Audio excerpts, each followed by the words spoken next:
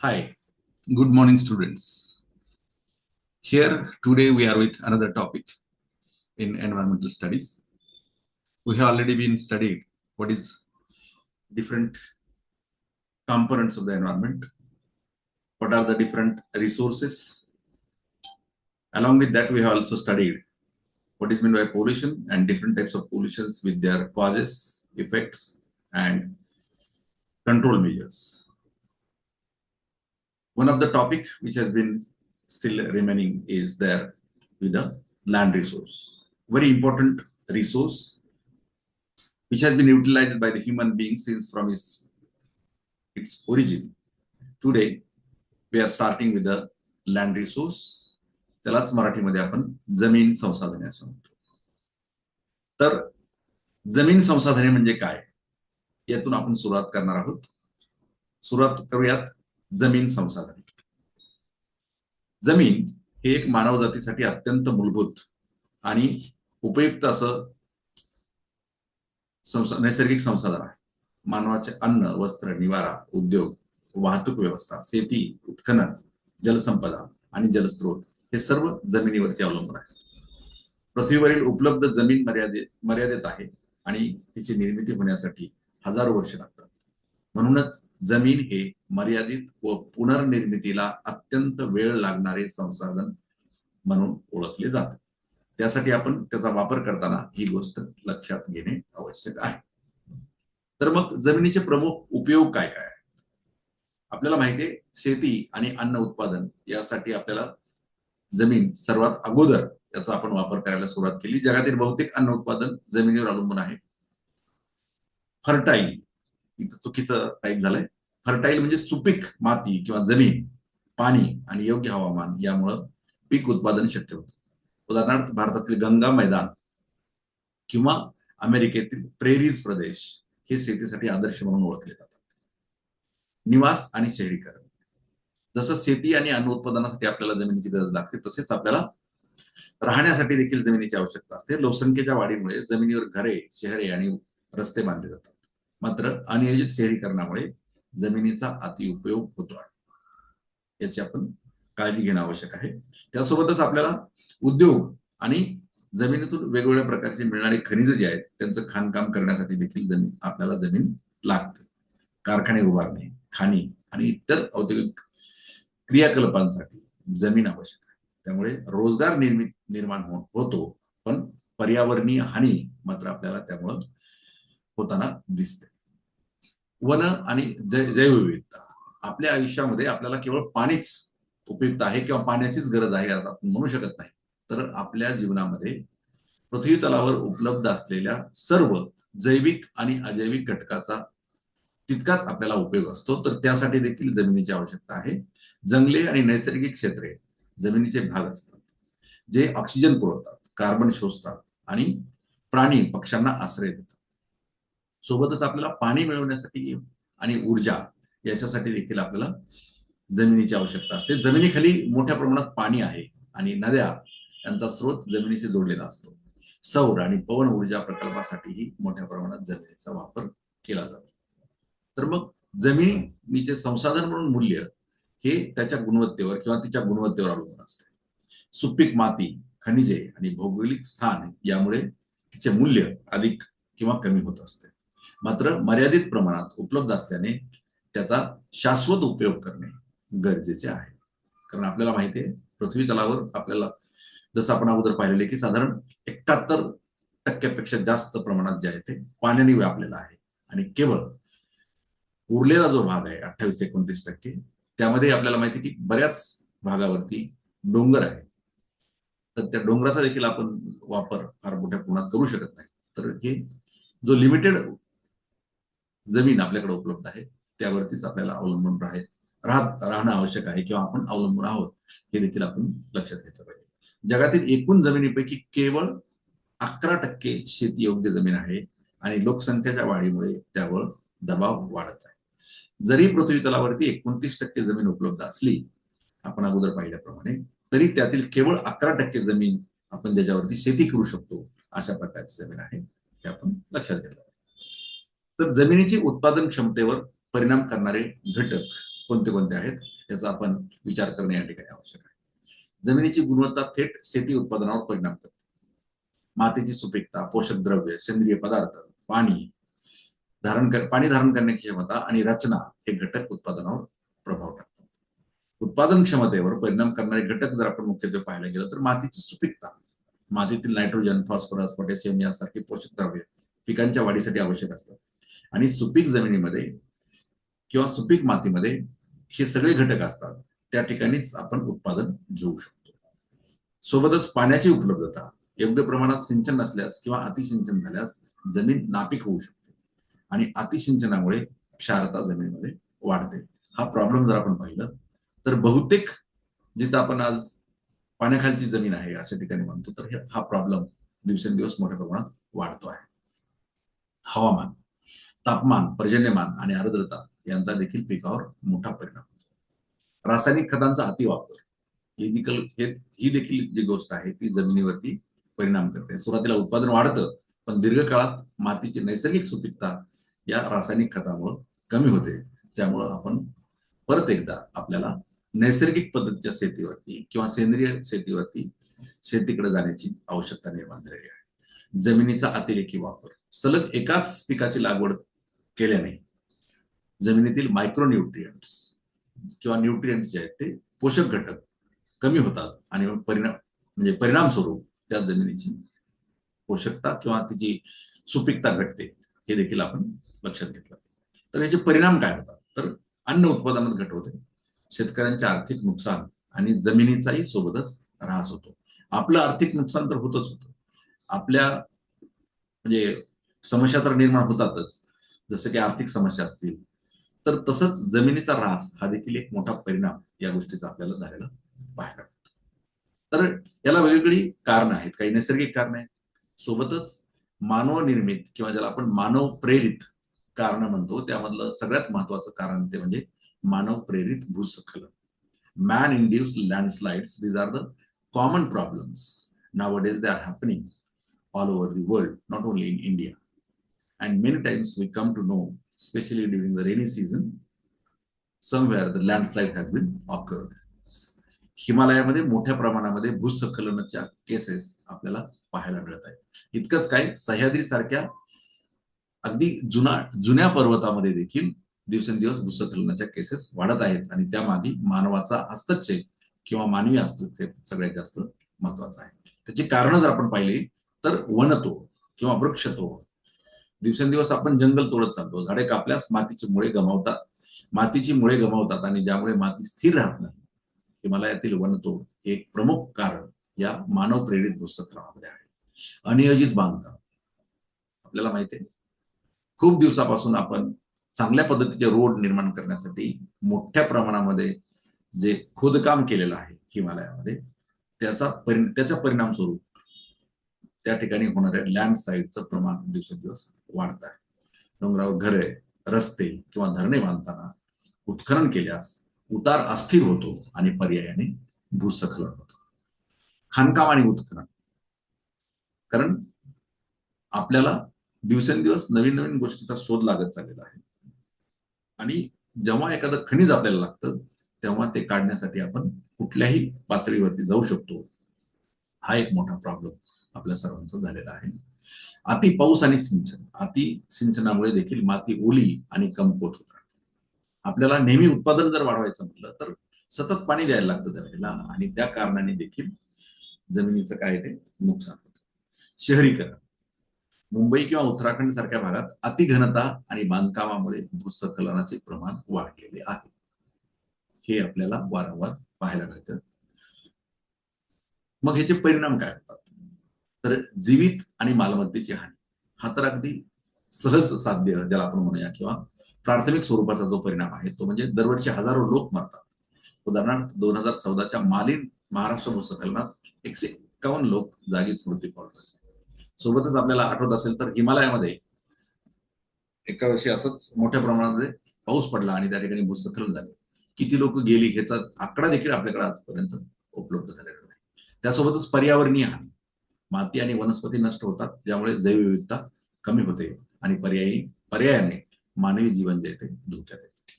सोबतच आर्थिक नुकसान होतं, रस्ते, पूल आणि शेती नष्ट होते, ज्यामुळे करोडो रुपयांचं नुकसान त्या ठिकाणी आपल्याला झालेलं पाहायला मिळतं.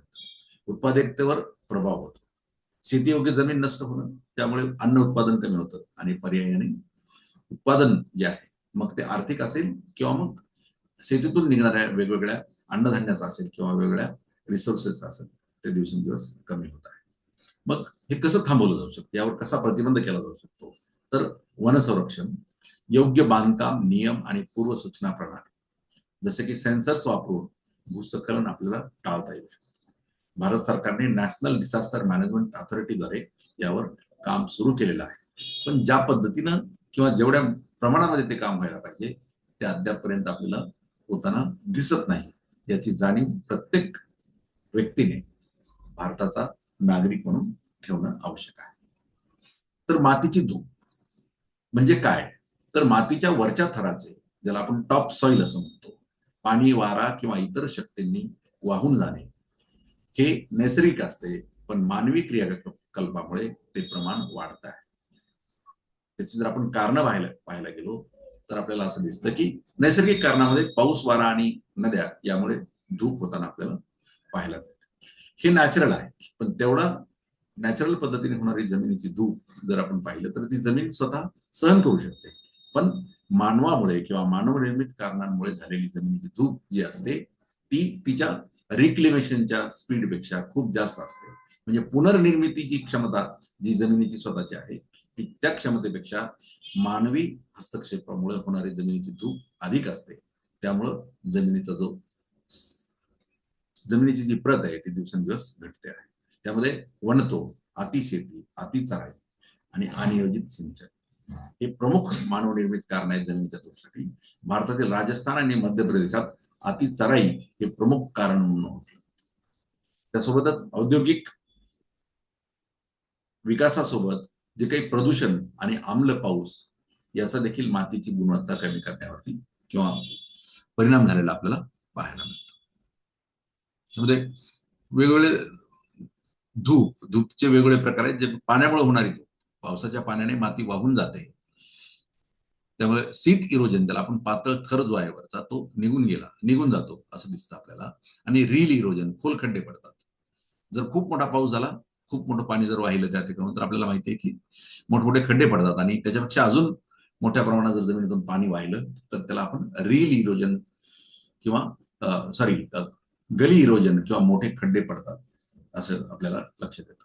वाऱ्यामुळे होणारी धूप, वाळवंटी भागात वाऱ्याने माती उडत जाते, तो देखील एक कारण मुख्यत्वे त्या धूप होण्यापाठीमागचं आहे.